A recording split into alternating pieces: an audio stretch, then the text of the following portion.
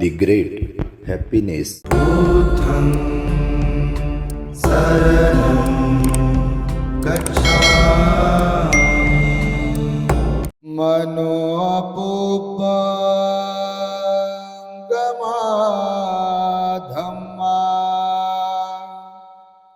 मनोसेट्ठा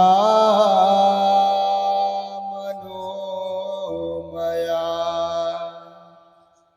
मनसाचे पदुठेना भासती वा करोति वा ततो नंग दुःखमनवेति चक्रं वा वहतु पदं मनोपुबंगमा धम्मा मनोसेट्ठा मनोमया मनसाचे पसन्नेन भासति वा करोति वा ततो नं सुखमनवेति छायाव अनपायिनी।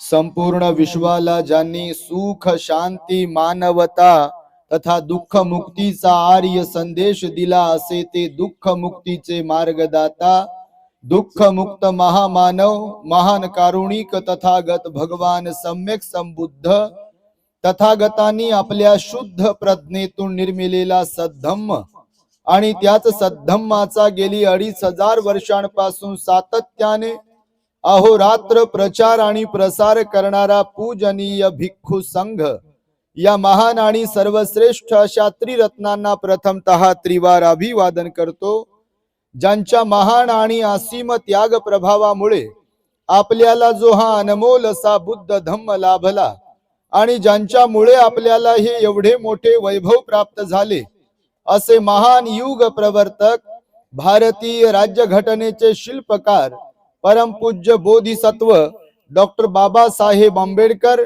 या महामानवाच्या महान अशा धम्मक्रांतीमध्ये संपूर्ण जीवनाला समर्पित करून आज या महान मंगलमय दिनी आपल्या या तिसगाव परिसरातील आदर्श कॉलनी या आदर्श कॉलनी मधील श्रद्धावंत धम्म उपासिका कल्पनाताई जितेंद्र भालेराव आणि त्यांच्या संपूर्ण परिवाराकडून महाकरुणा बुद्धिस्ट मॉनेस्ट्री साजापूर या ठिकाणी सुरू असलेल्या 7 दिवसीय श्रामणेर प्रशिक्षण शिबिरामध्ये सहभागी झालेल्या सर्व शिबिरार्थी श्रामणेर संघास तथा पूज्य भिक्षू संघास आणि उपासक उपासिकांना श्रद्धेतून सम्यक आजीविकेतून भोजनदान देण्याचा कार्यक्रम इथे आयोजित करण्यात आलेला आहे।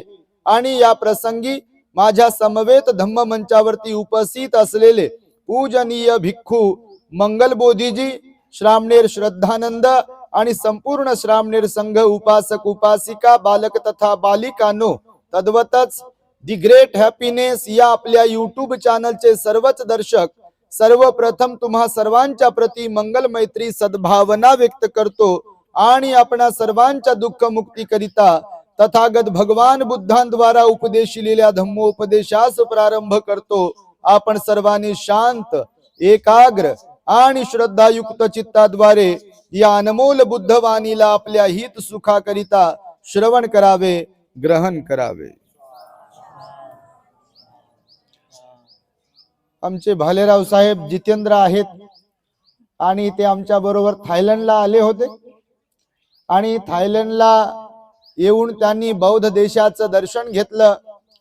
थायलंड येथील बौद्ध संस्कृती त्यांनी पाहिली, समजून घेतली, भंतेजींचे उपदेश ऐकले आणि थायलंड दौरा करून आले त्यामुळे त्या औचित्याला साधून त्यांनी आज एवढ्या मोठ्या श्रावक संघाला भोजन दान दिला। आपले नातेवाईक आणि परिसरातील लोकांना सुद्धा भोजनाचा कार्यक्रम ठेवला आणि केवळ भोजनाचाच कार्यक्रम नाही ठेवला तर भंतेजींची धम्मदेसना सुद्धा व्हावी, लोकांचं प्रबोधन व्हावं यासाठीचा शुद्ध हेतू आमच्या भालेराव परिवाराचा आहे. आणि ते थायलंडला जाऊन आल्या कारणाने आणि त्यांनी एवढा मोठा कार्यक्रम दान पुण्याचा ठेवला असल्या कारणाने त्यांच्या या संपूर्ण पुण्यकर्माचं अनुमोदन आपण साधुकाराने केलं पाहिजे. आणि ते आता फॉरेनर झाले, त्यामुळे आपण सर्वांनी टाळ्यांच्या गजरांमध्ये त्यांचं स्वागतही केलं पाहिजे. कारण आज पाहतोय की सर्वांनाच बाहेर देशात जाण्याचा योग म्हणा, संधी म्हणा किंवा इच्छा म्हणा होत नाही. फार कमी लोक असतात आपलं घरदार परिसर नातेवाईक सोडणारे. कारण घरदार काय कोणाला सोडा वाटत नाही, लांब कोणाला जाऊन थांबा वाटत नाही, कारण लय चिपकलेले असतात लोक. बाल्यान बाल्याची मायन लेकरन बाळन, बस सारं दुनिया गेली कुठं माझा परिवार म्हणते. बाहेर गेलं तरी मन लागत नाही, ध्यान लागत नाही. याचं उदाहरण आमच्याकडे आहे बघा. हे 7 दिवसाचं शिबिर आहे, श्रामणेर प्रशिक्षण शिबिर. बाकीचे तर सगळे व्यवस्थित आहेत, पण एखाद दोन आता स्वभाव असतोच, मूळ स्वभाव. बाकीचे म्हणू लागले फार लवकर दिवस गेले, आणि एखाद दोनदा दोघाचा चेहरा पाहिला की ते असे बारीक रुंगून गेल्यासारखे. 24 तारीख उद्या आहे का हो? 24 तारीख उद्या आहे का? मग उद्या किती वाजता चिवर काढणार आहेत? उद्या मग सकाळपासून कसं शेड्यूल आहे? मग दुपारपर्यंत चिवर उतरवतील का आपलं? मग दुपारची गाडी भेटेल का आपल्याला? मग संध्याकाळपर्यंत आम्ही पोहोचू घरी. घरी पोहोचल्यावर मग तर बापा आपला कोण मालक आहे का मग तिथे? इथं म्हणते भिक्षा पात्रात जेवण करा, पंक्तीतच बसा, खालची मानवर करू नका. सकाळी लवकर उठा, रात्री लवकर झोपा, विहारात पुन्हा पुन्हा जा, प्रवचन ऐका, खाली बसा, ध्यान करा. घरी असल्यावर तर बापा आपल्या एवढं दुसरं कोण आहे? माणूस राजा माणसं असतात, आणि म्हणून घरदार सोडणं हे फार अवघड असते. आम्ही सहलीतही लोकांना जेव्हा घेऊन जातो का नाही, ते आलेले असतात सहलीला, पण इंटरनेट कुठं भेटते? नेट लगे व्हिडिओ कॉल, हॅलो हॅलो. अरे बाप्पा ते मोबाईल पाण्यात का पडे ना, गाडीतून खाली पडला तर पडला, ते हॅलो हॅलो. हा बरं बरं बरं, जेवण केलं? बर, नाश्ता? झोपले का? मग तुमच्याकडे किती वाजले? हे असं सुरूच राहते. पहा आम्ही पाहतो.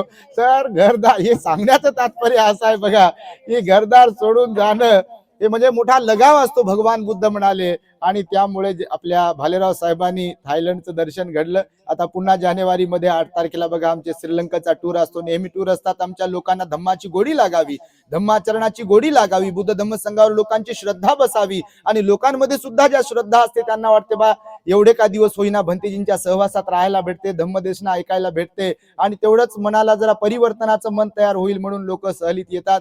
म्हणून बघा जानेवारीमध्ये श्रीलंका आहे, फेब्रुवारीमध्ये बुद्ध गया, मार्चमध्ये थायलंड पुन्हा आहे. तर त्यामुळे आपण बाहेर कधीतरी गेले पाहिजे. पहा पण काही काही लोकांचं मन असं असते की ते बाहेर कुठं जावं, कसं काय जाऊन, घरदार कसं काय सोडावं म्हणते, आणि बटन दाबल्यावर सारं इथंच राहते ना, आपण जाते स्मशानभूमीमध्ये. म्हणजे काही लोकांचं बापा, तुमचं नाही असं. कारण सोडणं, त्यागणं, दूर जाणं हे खरंच सोपं नाही बघा. सोपं आहे म्हणता का तुम्ही? सोपं नाही आहे. दुसऱ्याबद्दल विचार करताना आपल्याला सोपं वाटते, पण हकीकत मध्ये आपण जेव्हा सोडतो की नाही, आपल्या लोकांपासून जेव्हा दूर जातो, तेव्हा त्या त्यागाची आपल्याला जाणीव होत असते. आणि म्हणून बघा जीवन फार सुंदर आहे. या जगामध्ये वेगवेगळ्या प्रकारचे, वेगवेगळ्या मानसिकतेचे लोक राहतात. आता हा जो काही कार्यक्रम घेतला दान पुण्याचा, प्रत्येकालाच काही दान पुण्य करण्याचा म्हणजे मन तयार होत नाही तसं पाहिलं तर. म्हणून भगवंताने सांगितलं, काही लोक स्वहित साधणारेच असतात आणि काही लोक परहित साधणारे असतात. असे 4 प्रकारचे लोक आहेत जगतामध्ये. किती प्रकारचे? आता तुम्ही कोणत्या प्रकारात मोडता ते तुम्ही स्वतःलाच विचारा, दुसरीकडे पाहू नका, नाही तर बोट करणं लय जमते आपल्याला. आणि हे बाकीचे 4 बोट आपल्याकडे असतात, ते दिसतच नाही आपल्याला. हे एकच मिरवते असं, ते त्यांच्यामुळे झालं म्हणते, ते बरोबर नाहीत म्हणते, ते घर चांगलं नाही म्हणते, ते बाई माणूस बरोबर नाही, ते माणूस चांगला नाही, त्यांची पोरगी बरोबर नाही म्हणते, आमची बरोबर आहे म्हणते, त्यांचं पोरग बरोबर नाही म्हणते, आमचं बरोबर आहे म्हणते. कारण मनुष्याचा स्वभावच असा आहे की सारी जिंदगी जाते दुसऱ्याला दोष देण्यात, दुसऱ्याच्या त्रुट्या काढण्यात. आणि म्हणून भगवंताने सांगितलं की सर्वांनाच परहित करता येत नाही, स्वहित साधणारे तर अनेक इथे भेटतात लोक. म्हणून 4 प्रकारचे लोक सांगितले. थोडक्यात तुम्हाला मी एक व्यवहारिक उपदेश देतो आहे. मला वाटतं इथे सर्व समाजाचे ही लोक आहेत. आणि भगवंताचा उपदेश सार्वजनिकच आहे. भगवंताचा उपदेश काय फक्त बौद्ध लोकांसाठी नाही आहे. बघा, तुम्ही त्या दिवशी बघितला असेल तर आपल्या सातारा परिसरातील आमचे वाघमारे परिवार आहे, मायाताई पोपटराव वाघमारे, त्यांचं भोजनदान होतं. तर त्यांचे शेजारी होते मराठा समाजातल्या त्या आई पाटील आई वगैरे होत्या. तर त्यांनी तुमच्या भंतेजीकडे चालले का तुम्ही, तर मग आमच्याकडून पण काहीतरी पाहिजे. तर त्यांनी असे मोठे फुलं घेऊन आले बघा विहारावर आपल्या मॉनिस्टरला साजापूरला, आणि सर्व सजावट डेकोरेशन वगैरे त्या फुलांचं रांगोळी वगैरे त्या पाटील आईनं त्यांच्या परिवाराने काढली बघा. आणि त्यांनी सुद्धा पुण्य संपादन केलं. कारण भगवंताच्या काळामध्ये बघा सगळ्या जाती धर्माचे लोक भगवंताकडे येत होते आणि दुःख मुक्त बनत होते. त्या काळात बघा 4 वर्ण होते की नाही, ब्राह्मण, क्षत्रिय, वैश्य आणि शूद्र, या 4ही वर्णांतील लोक भगवंताकडे जायचे. आणि मग कोणी उपासकाची दीक्षा घ्यायचं तर कोणी भिक्खुनीची दीक्षा घ्यायचं, आणि लोक दुःख मुक्त व्हायचे. जसं अंगुलीमाल बघा डाकू होते, पण भगवंताला शरण आल्यामुळे त्यांचं ते डाकू पण त्यांनी सोडलं, भिक्षू बनले आणि ते निर्वाणाला गेले, म्हणजे दुःख मुक्त झाले. बघा पटाचारा, तिचे लेकरं गेले, तिचा नवरा गेला, तिचं घर उद्ध्वस्त झालं, परंतु भगवंताला शरण आल्यामुळे पुन्हा एकदा तिच्या जीवनामध्ये सुख आलं. बघा असे कितीतरी उदाहरण तुम्हाला देता येतील. आणि म्हणून भगवंताने सांगितलं की 4 प्रकारचे लोक जे आहेत या देश समाजामध्ये, सृष्टीमध्ये, निसर्गामध्ये, पृथ्वीवरती, त्यापैकी पहिले काही लोक बघा कसे असतात, आपलंच हित साधतात. बघा दुसऱ्याचा विचार, तुम्हाला नाही म्हणत आहे, बारीक तोंड कोणी करू नका, पण काही लोकांचा स्वभावच असतो बघा, फक्त आपलाच विचार करतील. लेकरा बाळाचाही करायचं तर आपल्याच लेकरा बाळा, माझाच पोरगा नोकरीला लागला पाहिजे, दुसऱ्याचा नाही लागला पाहिजे म्हणते. माझ्याच पोरीला चांगला पोरगा भेटला पाहिजे म्हणजे, नवरदेव चांगला भेटला पाहिजे, दुसऱ्याचा नाही भेटला पाहिजे म्हणते. माझंच घर बंगला झाला पाहिजे, दुसऱ्याचा नाही झाला पाहिजे. माझंच सगळं काही व्यवस्थित झालं पाहिजे म्हणते, मला संधी मिळाली पाहिजे, मला माझाच नंबर लागला पाहिजे वगैरे वगैरे, मलाच माझंच कौतुक केलं पाहिजे, लोकांनी माझाच टेंभा मिरवला पाहिजे सगळीकडे, मलाच पुजलं पाहिजे, माझ्याच पाया पडलं पाहिजे म्हणते, दुसऱ्याच्या पाया नाही पडलं पाहिजे, मी तर बिलकुलच पडलं नाही पाहिजे म्हणते. तर अशी एक प्रवृत्ती असते समाजामध्ये, सर्वत्र सगळ्या जाती धर्मांमध्ये स्वार्थी प्रवृत्ती असते, किंवा स्वहित साधणारीच प्रवृत्ती असते. फक्त स्वतःचाच विचार करणारे लोक असतात. काही दुसऱ्याचा अजिबात विचार करत नाहीत. खरं की खोटं बापा, मानच हालत नाही काहींची तर कशी हालल. म्हणून पहिली प्रवृत्ती अशी आहे बघा सगळ्या जाती धर्मात, बरोबर आहे, अशीच प्रवृत्ती असते बघा, पूर्ण स्वतःचाच विचार असते, स्वार्थी विचाराने भरलेले काही लोक असतात. म्हणून ही एक प्रवृत्ती आहे. दुसरी याच्या उलट प्रवृत्ती असते, म्हणजे पहिली प्रवृत्ती सांगितली फक्त स्वार्थी प्रवृत्ती, स्वतःचा विचार करणारी, पण हित स्वतःच हित साधणारी, पण दुसऱ्याचं हित साधत नाहीत, हे एक लोक आहे. दुसरे जे आहेत ते दुसऱ्याच्या हितासाठी मरमर करतील. गावाकडे एक म्हणजे शब्द प्रयोग केला जाते बघा, की लोकधार्जिणे लोक असतात काही माहिती तुम्हाला, लय लोकधार्जिणे हे, म्हणजे खरोखरच काही लोक असे असतात बघा, दुसऱ्याचाच विचार करतील. फक्त काही खायला पियाला त्यांना कोणी काही दिलं की दुसऱ्याला म्हणतील खा तू, देऊ का तुला थोडस, देऊ का. आणि काही आपलपोटे काही व्यवहारामध्ये असं बोलतात बघा, काही आपलपोटे आणि काही लोकधार्जिणे. ते कुत्रा दिसलं जेवण करत असेल तर कुत्र्याला भाकर टाकतील, आणि हे कुत्रा दिसलं ह्याच्या समोर हे जेवण हड तिकडं असं म्हणेल बा. काही लोक कोणी आलं समजा, आपण ताटावर जेवायला बसलं, जेवता का 2 घास खाता का, 2 4 5 6 वेळेस म्हणेल, त्याला खाऊच घालेल. आणि काही जेवतात, मी जेवतो तुम्ही बसा म्हणते तिकडं, आहे का नाही काय म्हणाल बापा, खरंच असं आहे, तुमच्यात नसेल असं कशावरून, पण तुम्ही नाही तसे. आणि म्हणून बघा पहिली जी जोडी सांगितली की स्वतःचं हित साधतात, पण दुसऱ्याचं हित साधण्याचा भाव त्यांच्यामध्ये नसतो. दुसरा जो प्रकार सांगितला हे म्हणजे दुसऱ्याचं हित साधणारे असतात, फक्त दुसऱ्याचा विचार करतील, स्वतः झळप सोचतात, स्वतःचं नुकसान झालं तर झालं बा, पण दुसऱ्याचं नुकसान नाही झालं पाहिजे. स्वतःचं नुकसान झालं तर झालं, दुसऱ्याला वाईट नाही वाटलं पाहिजे, दुसरे परेशान नाही झाले पाहिजे, अशी पण प्रवृत्ती असते बघा समाजात, असते की नाही. म्हणजे दुसऱ्याचा विचार करतील, ते लोकधार्जिणा स्वभाव असतो खरोखर काही लोकांचा. आजही या 4 प्रकारचे लोक आहेत. कालही भूतकाळातही असे 4 प्रकारचे लोक होते, आणि उद्या भविष्यातही असेच 4 प्रकारचे लोक असतात. जात धर्म संप्रदाय पंथ बाई माणूस तरुण तरुणी कोणी असो, याचा काही संबंध नाही. स्वभाव तिथून इथून सारखाच राहते. फक्त जातीचं धर्माचं लेबल, बायाचं माणसाचं लेबल हे पुढे लावलंय नंतर, परंतु स्वभाव इथून तिथून मानुषी स्वभाव या 4 प्रकारातच मोडतो असं भगवंताने सांगितलं. म्हणून पहिले कोणते कोणता सांगितला? स्वहित साधणारे पण परहित न साधणारे. दुसरे कोणते? परहित साधणारे, दुसऱ्यांचा विचार करणारे पण स्वतःचा विचार न करणारे. दोन झाले. तिसरे सांगितले स्वहितही साधत नाही आणि परहितही साधत नाही. हे कामातून गेलेले राहते नुसतं. हे दारून गांजान बिडीन तंबाखून भांडण, याला नाव ठेवून त्याला नाव ठेवून, या नाल्यात पडन त्या नाल्यात पड, त्याचं घरदार त्याला संसार नीट करता येईना, स्वतःचाही नीट करता येईना, दुसऱ्याचा नीट करण्याचा तर विषयच नाही काही बापा. याला स्वतःच ज्ञान नाही, दुसऱ्याला काय देईल मग. आणि त्यामुळे असे लोक असतात की जे बिलकुल जिंदगी त्यांची वाया गेलेली असते बघा.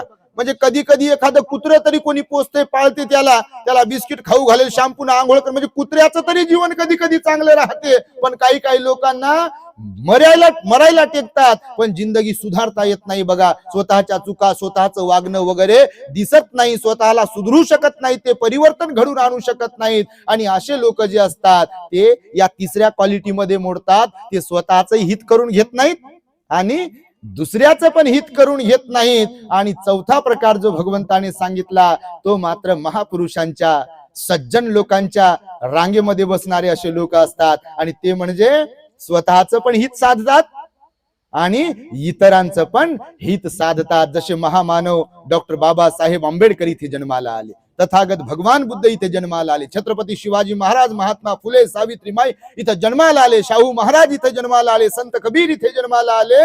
स्वतःचं पण हित केलं, स्वतःच्या जीवनाचा उद्धार केला आणि लाखो करोडो लोकांना सुद्धा जीवनाचा उद्धार करण्याची प्रेरणा देऊन गेले. म्हणून चौथे जे लोक आहेत महापुरुषाच्या रांगेमध्ये मोडतात. आपण जरी महापुरुष नाही झालो तर हरकत नाही, परंतु त्यांच्या अनुयायी तरी असलो पाहिजे. आणि म्हणून स्वतःच पण भलं करता आलं पाहिजे आणि इतरांचंही भलं करण्याची प्रवृत्ती आपल्यात असली पाहिजे. असे 4 प्रकारचे लोक भगवंताने सांगितले पहा. आणि म्हणून देणं, दुसऱ्यांचा विचार करणं, दुसऱ्यांना हात जोडणं, दुसऱ्यासमोर झुकणं, वाकणं, पाया पडणं, दुसऱ्याला चांगलं बोलणं, पंचशिलेचं पालन करणं, अष्टशिलेचं पालन करणं, बुद्ध विहारात जाणं, लोकांच्या सुखामध्येही सहभागी होणं, लोकांच्या दुःखामध्येही सहभागी होणं, हे सर्वांना जमते म्हणता का तुम्ही?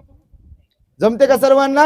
बिलकुल जमत नाही बघा. काही काही लोक खरंच विचार करत नाही कोणाचाही. आणि त्यामुळे हे 4 लोक आहेत. आता तुम्ही यातले कोणत्या प्रकारचे हे मी तुम्हाला काय असं बोट करून म्हणत नाही, पण यावर चिंतन करून आपण कोणत्या प्रकारात मोडतो. आणि जर नको त्या प्रकारात मोडत असेल, स्वार्थी प्रवृत्तीमध्ये मोडत असेल तर ती प्रवृत्ती आपली नष्ट केली पाहिजे. कारण जीवन नश्वर आहे, क्षणभंगूर आहे, इथे कोणाचाही भरोसा नाही आहे. आहे भरोसा? तुम्ही मी प्रत्येक जण कोणत्याही जाती धर्माचा असो, इथे जन्म गावावरून निघालेलो आहे, मरण गावाकडे वाटचाल सुरू आहे. उद्या पाहायला भेटेल की नाही याची तर गॅरंटी आहे का कोणाला? म्हणू आपण मी 100 वर्ष जगेल आणि 150 वर्ष जगेल आणि कोण किती वर्ष जगेल म्हणायला तर बापा विचारूच नका काय म्हणेल ती. स्वतः बद्दल सांगावं. बायोडाटा तुमचा जे दिसते की नाही कधी कधी लय भारी बायोडाटा तयार केला, गव्हाळ रंग आणि स्वभाव तर बापा लय सौम्य स्वभाव. आमचा पोरगा निर्व्यसनी आहे म्हणते आणि घरी रोज काय काय घेऊन येते हे त्यांनाच माहित. आणि म्हणून सोयरिकीच्या वेळेस बायोडाटा जो लिहिला जातो तो काय पूर्ण खराच असतो याची गॅरंटी कोणी घेऊ शकत नाही बघा. आणि म्हणून हे 4 प्रकारचे स्वभाव असतात. खरं तर भगवंताने जीवनाकडे पाहत असताना, जीवनाबद्दल उपदेश करत असताना मनुष्याचे वेगवेगळ्या प्रकारच्या उपमा दिल्या बघा की जीवन कसं आहे. तर एका वेळेला भगवंताने सांगितलं बघा, जीवन हे एखाद्या बगीच्या समान आहे, बागे समान आहे. बाग समजते ना? एखादी बाग असते बघा, तुमच्याकडे फार झाडं लावली बा, तिकडे नारळाचं झाड दिसते, रामफळाचं झाड दिसते, कडुलिंबाचं झाड दिसते, हे जास्वंदीचं झाड, पेरूचं झाड, तर ती अजून कशाचं झाड, चांगले झाडं लावले. झाडं लावणारे लोक चांगले राहतात, झाडं तोडणारे लोक वंगळे राहतात. कारण झाडं हे ऑक्सिजन देतात ना हो फुकट. तुम्ही दवाखान्यात जर कोणाला भरती केलेलं पाहिलं असेल तर ते विकतचा श्वास लावावा लागते बघा. लावावं लागते की नाही? कृत्रिम श्वास लावतात, विकतचा लावावं लागते बघा. हे जे झाडं असतात की नाही, हे अशोकाचं वगैरे सगळे झाडं फुकट ऑक्सिजन देतात माणसाला बघा, आणि माणूस त्याच्यावर जिवंत राहतो. आपण बघा जेवढे झाडं असतात या सृष्टीमध्ये, ते झाडं मनुष्यालाच काय सगळ्या प्राणी मात्रांना देखील एकदम ऑक्सिजन देतात, फ्री ऑक्सिजन देत असतात. म्हणून झाडं लावली पाहिजे, झाडं जगवले पाहिजे, झाडांना पाणी घातलं पाहिजे. आपल्या दारात असो, शेतीमध्ये असो किंवा गार्डन मध्ये, चौकामध्ये वगैरे वगैरे असो. म्हणून झाडं दिसले की फार बरं वाटते बघा. हे पिंपळाचं झाड तर आहे की नाही, ज्याच्या खाली सिद्धार्थ गौतम बोधिसत्व बसले होते आणि त्यांना ज्ञान प्राप्त झालं, ते बुद्ध झाले. हे पिंपळाच्या झाडाची विशेषता तर अशी आहे की बाकीचे झाड तरी दिवसाला ऑक्सिजन देतात, रात्रीला कार्बन डायऑक्साईड सोडतात. हे पिंपळाचं झाड असं आहे, हे दिवसाला ऑक्सिजनच सोडते आणि रात्रीला पण ऑक्सिजनच सोडते. म्हणून सिद्धार्थ गौतम बोधिसत्वानी याची निवड केली बुद्धत्व प्राप्तीसाठी. तुमच्या माहितीसाठी सांग, पण पिंपळाचे झाड लावले पाहिजे. पण भारतीय लोक लय डेंजर आहेत बघा. कधी कधी चांगल्याला लय वाईट म्हणतात हो, आणि लय वाईट असलेल्याला कधी कधी लय चांगलं म्हणतात. ज्याची बिलकुल पूजा नाही केली पाहिजे, समजा कुणाची, काही काही लोकांची त्याची लय पूजा करते हो, आणि ज्याची पूजा केली पाहिजे की नाही त्याला लाता घालते पहा, त्याला नाव ठेवते पहा, त्यांची निंदा करते बघा. तुम्ही नाही तसे, पण अशा आहे बघा प्रवृत्त्या. आणि म्हणून भगवंताने या जीवनाला बागेची पण उपमा दिली बघा. बागेची काय उपमा असते, बागेचं का म्हणून उपमा दिली माहितीये तुम्हाला? जसं शेती आहे, बाग आहे, सेम सेम समजा तुम्ही. आता शेती आहे, इथेच समजा आपण पकडू, आता तिथे रामफळाचं झाड आहे, हे इथं नारळाचं झाड आहे, हे इथं कडुलिंबाचं झाड आहे. जमीन तीच, सूर्य तोच, पाणी तेच. कडुलिंबाचा पाला खाऊन पहा कसा गोड लागते. लागते का गोड? लागते काय बापा? एक पान तर खाऊन पहा, तोंड नाही वाकडं झालं तर बापा काय राहिलं. आम्ही लय लहानपणी खाला मात्र लिंबाचा पाला. आमच्या आईनं वडिलांना आम्हाला लिंबाची साल आणि ते कडुलिंबाचा पाला कुटून आम्हाला कुटू तिथं बसवलं आणि त्याचं वस्त्र गाळून करू पाजवलं पहा. म्हणजे हाडीताप कोणतं काय काय अंगदुखी होऊ नये म्हणून ते फार गुणकारी असते. तुम्हाला माहित असेल, तुम्ही डॉक्टरच आहे, काही विषय नाही सगळेजण. आता नारळ पहा, जमीन तीच, सूर्यप्रकाश देणारा तोच, पाणी त्याच जमिनीतलं, पण नारळाचं पाणी कसं गोड लागते का नाही? निसर्गाची ही किमया आहे बघा, निसर्गाची ही लीला आहे बघा. शेती तीच असते, विहीर तीच असते, शेतकरी तोच असतो, परंतु ऊस लावला की तो गोड आहे. आणि त्याच ऊसाच्या शेताच्या किनाऱ्यावर, धुऱ्यावरती, बांधावरती कडुलिंबाचं झाड आहे, ते कडवट आहे, कडू आहे. भगवंताने सांगितलं की जीवन इथून तिथून प्रत्येकाला सारखंच भेटलंय. मी कालही बोललो, आमचे शुद्धोधन रगडेजी इथे बसलेले आहेत, ज्योतिताई शुद्धोधन, ते थायलंडला आले होते. त्यांनी मोठाच्या मोठा काल कार्यक्रम ठेवला, एकदम जय्यत तुफान. तिकडे गर्दी होती बापा, हे तिकडेच होते काल, तर मोठा कार्यक्रम झाला. पण काल मी बोललो प्रवचनात, ते हँग झाले होते दोघे नवरा बायको. अरे भंतेजींची वर धारीन लोक पाहून हे बी हँग झाले. यांना वाटलं आता कुठं बसवा, तर घर छोट आहे पण मन मोठा आहे बघा. यांच्यासाठी टाळ्या वाजवल्या पाहिजे अशा लोकांसाठी. भगवंताचं वचन आहे, म्हणजे परहित करण्यासाठी, लोकांचा विचार करण्यासाठी. आपण गरीब आहोत की श्रीमंत आहोत हे कधी कधी महत्वाचं ठरत नाही. नाही तर काही लोक मला पान फुलं वाहा, माडी लय मोठी हो, अंधारात कोणीच येऊ नये म्हणते.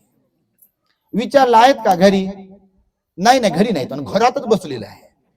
कोणाला द्यायचं म्हटलं की बिलकुल म्हणते काहीच नाही, सगळं संपलं म्हणते, पगार झाली नाही, काही नाही, असं लय बारीक तोंड करते. काही आम्ही काही मागायला जात नाही कोणाला, पण लोक सांगतात म्हणून सांगतो. आणि काही बिचारे गरीब लोक हो, मिडल क्लास वाले लोक, पण देण्याचा एवढा भाव असते, दुसऱ्याचा विचार करण्याचा एवढा भाव असते, त्यांच्यात विनम्रता, श्रद्धा, धार्मिकता असते बघा. आणि काही नाव मोठं पाठच आहे, तुम्हाला लक्षण खोटा असते बघा. तुमचं नाही, तुमच्यात लय मालदार लोक बसलेले आहेत, तसं काही नाही, परंतु असे असतात. आणि म्हणून भगवंताने सांगितलं की ज्या प्रकारे एखादा शेतकरी आपल्या जमिनीमध्ये जे बीज पेरतो, बरोबर त्याचे फळ तसेच मिळतात. पण त्यातही फरक सांगितला भगवंताने विभागणी करत असताना, कर्म सिद्धांत समजून सांगत असताना, की एखादा शेतकरी आपल्या पिकाला, धान्याला, झाडांना पाणी जरी घालत असेल वारंवार, परंतु केव्हाच्या केव्हा फळ येते का?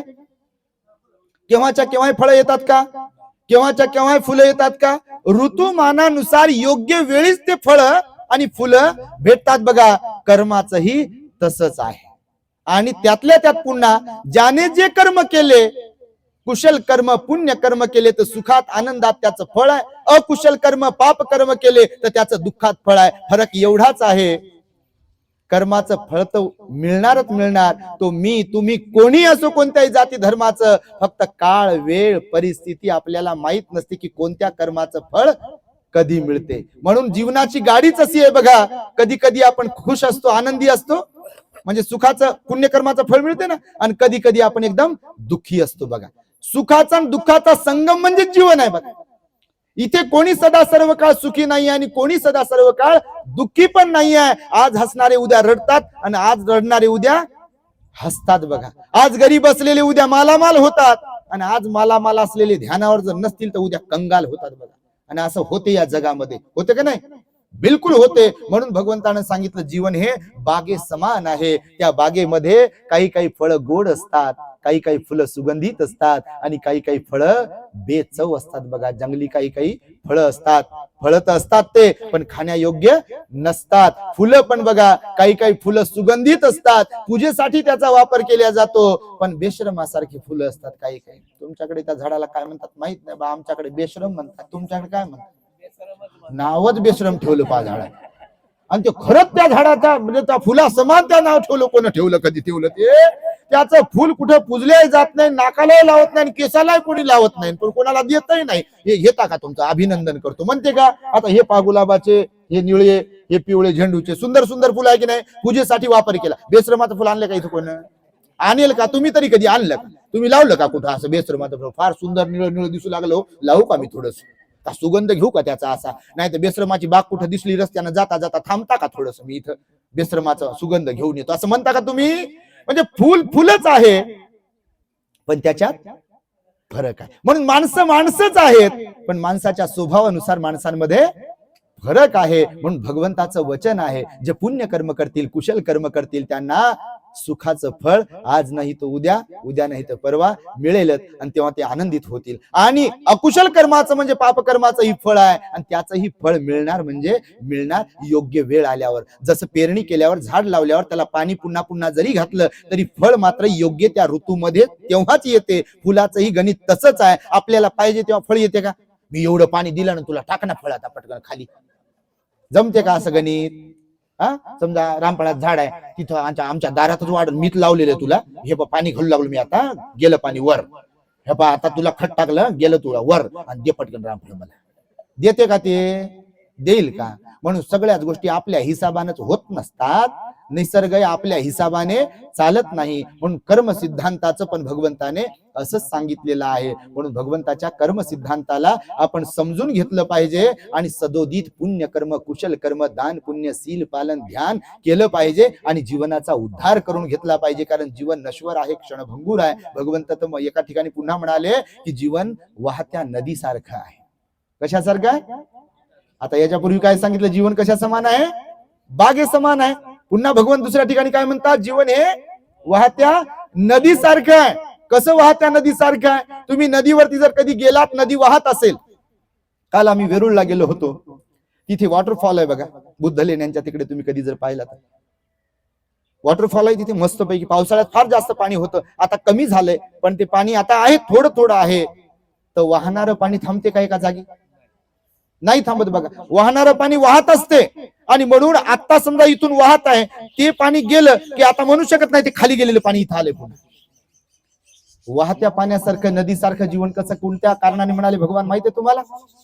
जसं जन्म झाला आपला, बरोबर, त्याच्या अगोदर गर्भधारणा झाली एखाद्या भगिनीला, गर्भधारणा झाली, 1 महिना झाला, 2, 3, 4, 5, 6, 7, 8, 9 महिने, 9 दिवस झाले की बाळ जन्माला आलं.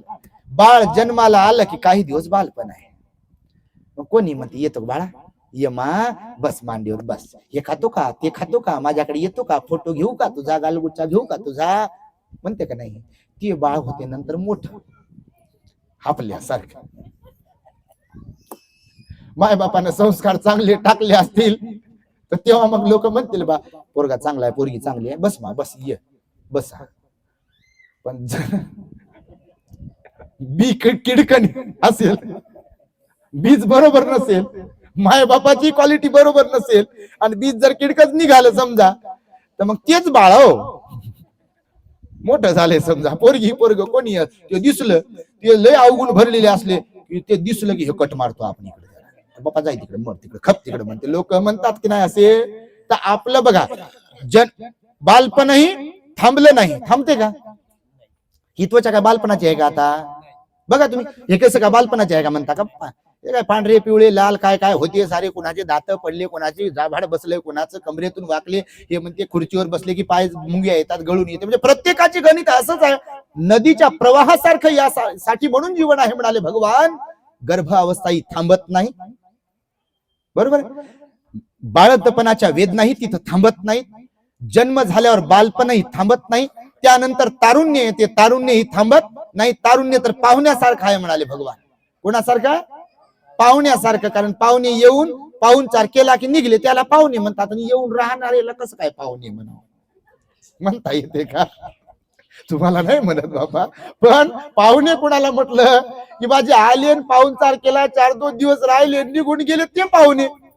जे इकडच राहतील समजा येऊन तर ते पाहुणे नसतात, मग ते इकडचेच होतात. तर म्हणून बालपण थांबत नाही, तारुण्य थांबत नाही, आणि म्हातारपण पण थांबत नाही. कारण म्हातारपणानंतर मग वेळ येते, बटन टचकन दबते, आणि मग उचला म्हणते आता बस झालं म्हणते, कानातलं काढून द्या म्हणते, आता गळ्यातलं किती झाकून ठेवा काढून द्या म्हणते, हातात सोन्याच्या बांगड्या किती राहू द्या ते काढून घ्या म्हणते, दणकडे असतील ते काढून घ्या म्हणते, सगळंच काढून घ्या म्हणते. ज्याच्या जीव होता चाब्या बिब्या पिशवीत ठेवू पिशवीत कबरीला खिशात ठेवू ते काढून घ्या म्हणते, आणि लवकर उचला म्हणते. कोणीतरी म्हणते पोरगी याची बाकी आहे म्हणते, पोरगी राहते कलकत्त्याला, ऑस्ट्रेलियाला, येऊ देता का? वास सुटेल ना म्हणते, उचला लवकर. थांबते का कोणी? काऊन मग एवढी तृष्णा, आसक्ती, लालसा, लोभ, अहंकार, ईर्ष्या, जलशीपणा, मीपणा? भगवान म्हणतात कशासाठी करता? कारण मेल्या बरोबर आपली किंमत 0 होते. लोक म्हणतात उचला, टेंभा पेटवला का म्हणते, टेंभा लावला का म्हणते, लवकर टेंभा त्याला लावा म्हणते, आग बी रॉकेल मध्ये टाकलं का म्हणते, भडका द्या म्हणते, आणि वाहिली का म्हणते आदरांजली उठा चला म्हणते, झालं. नंतर या 20 रुपयाचा हार घाला म्हणते, आणि पाया पडा म्हणते, नाही तर भूत होऊन लागते. लोकांची तऱ्हा न्यारीच आहे बघा. तुम्हाला सांगतो, त्या स्मशानात गेल्यावर काही जे घाबरट असतात की नाही, ते म्हणत तिथं आणि हे इथंच, ती स्मशानात जाणारी गाडी तिथं आणि हे मागे. याला वाटते हवेतून भूत येते की काय, माझ्या येऊन बसते की काय. कशाला असे कर्म करावं, मन निर्मळ ठेवाव, घाबरायची काही गरजच पडत नाही. पण याला त्रास दे, त्याला त्रास दे, याला परेशान कर, त्याला परेशान कर, औषधी विना कोणाला मार, भाकरी विना कोणाला मार, असे अकुशल कर्म केल्यावर भूताची गरज नाही. तुम्हाला सांग, कर्म बरोबर बदला घेतात. कारण पृथ्वी कशी आहे, आज दुसऱ्यावर वेळ आणली आपण, जशी पृथ्वी गोल आहे, फिरते, गरगर गरगर गरगर गरगर गर फिरते, आणि ते गेले समजा निघून की नंतर आपण त्याच्या जागी, आणि पुन्हा तसंच मग तेच कर्म उलटून येते. म्हणून भगवंतानं सांगितलं की जीवन हे नदीच्या प्रवाहासारखं आहे, हे समजून घ्या. काहीच इथं टिकत नाही, काहीच इथं थांबत नाही. म्हणून सगळ्यांना प्रेम द्या, प्रेम घ्या, सगळ्यांशी आपुलकीनं वागा, आपुलकी घ्या, सर्वांचे बना. नाही तर सारं जग माझंच बनलं पाहिजे, मी कोणाचं नाही बनलं पाहिजे, हे काही कामाचं गणित नाही. म्हणून 4 प्रकारची प्रवृत्ती ही सांगितली तुम्हाला. आमच्या कल्पनाताई आणि जितेंद्र भालेराव यांनी आज हे भोजनदान दिलं आणि महान पुण्य संपादन केलं. सातत्याने भंतेजींच्या ते सहवासात राहतात, धार्मिकता आपली जपतात, बुद्ध बाबासाहेबांच्या तत्वांवर त्यांची श्रद्धा आहे. ऍक्च्युली उद्या साजापूर इथे जवळच तुमच्या महाकरुणा बुद्धिस्ट मॉनेस्ट्री, जिथे आमचं श्रामणेर शिबिर सुरू आहे का नाही 7 दिवसांचं, उद्या शिबिराचा समारोप आहे, उद्या कार्यक्रम आहे, भोजनदान वगैरे आहे. तर तुम्ही येऊ शकता त्या कार्यक्रमाला. आणि येणाऱ्या 26 जानेवारी 2026 ला औरंगाबाद शहरामध्ये दिल्ली गेट हडको कॉर्नर रोड वरती आपण एक बुद्ध विहारासाठी प्लॉट विकत घेतलेला आहे. तिथे 4 माळ्याचा द ग्रेट हॅपीनेस टॉवर, त्याचं भूमिपूजनाचा कार्यक्रम आहे 26 जानेवारी 2026 ला. त्याही कार्यक्रमामध्ये आपण सहभागी होऊन आपलं योगदान देऊन महान पुण्यामध्ये आपण सहभागी व्हाल अशी अपेक्षा व्यक्त करतो आणि माझ्या शब्दांना इथे पूर्ण विराम देतो. भवतो सब मंगलम रखन्तु सब देवता सब बुद्धानुभावेन सदा सुखी भवन्तु भवतु सर्वमङ्गलं रक्षन्तु सर्वदेवता सर्वधर्मानुभावेन सदा सुखी भवन्तु ते भवतु सर्वमङ्गलं रक्षन्तु सर्वदेवता सर्वसङ्घानुभावेन सदा सुखी भवन्तु ते।